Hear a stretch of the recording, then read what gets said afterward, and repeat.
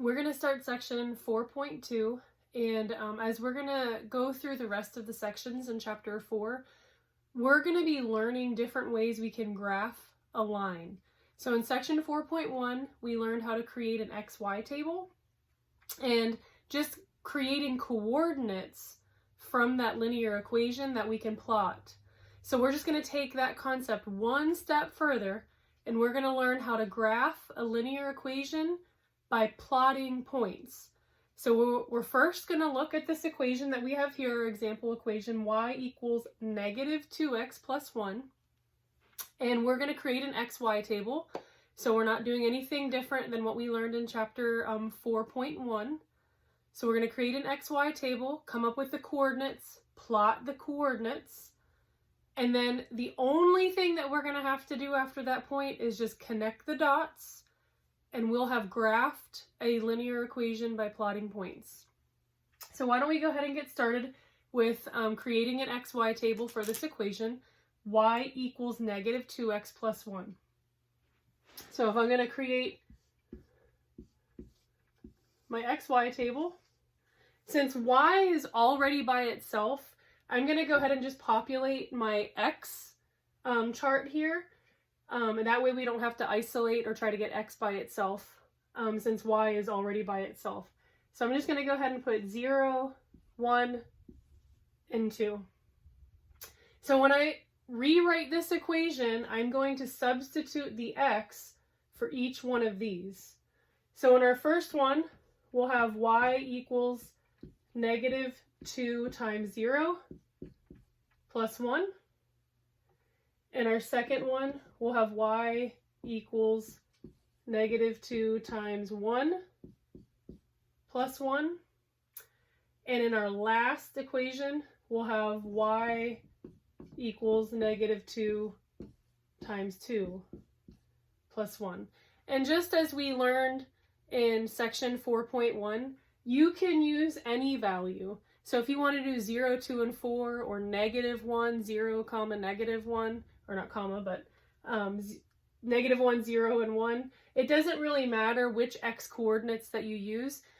However, you need to keep in mind that the higher the x coordinate, the higher the y coordinate might be, and you might have to create a rectangular coordinate system that's pretty large in order to plot the points that you come up with.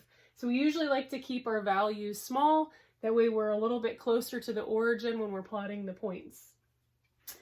So we have negative 2 times 0. That's just going to cancel out because negative 2 times 0 is just 0. So that means y will equal 1. So when x equals 0, y equals 1. Make that a little bit more clear. In our second equation, we have when x equals 1, negative 2 times 1 equals negative 2. Negative 2 plus 1. So we have to think back to our integers. Negative 2 plus 1 is going to equal a negative 1. And then our last x value, we are substituting the x for 2. So we have negative 2 times 2, which is negative 4. Negative 4 plus 1 is negative 3. So these are our coordinates, 0, comma 1, 1, comma negative 1, 2, comma negative 3. So what we're going to do is just going to go ahead and use a different color here. And put in our parentheses and put in a comma in between each of those so that you can see that those are our coordinates. So we're going to plot these, 0, comma 1. So 0, we're going over 0 and we're going up 1. So that's 0, comma 1. Our next point is 1, negative 1. So starting from our origin, we're going to go to the right 1 unit and down 1 unit. Our y coordinate is a negative, so we're going to move down. So this is going to be 1, comma, negative 1. And 2, negative 3.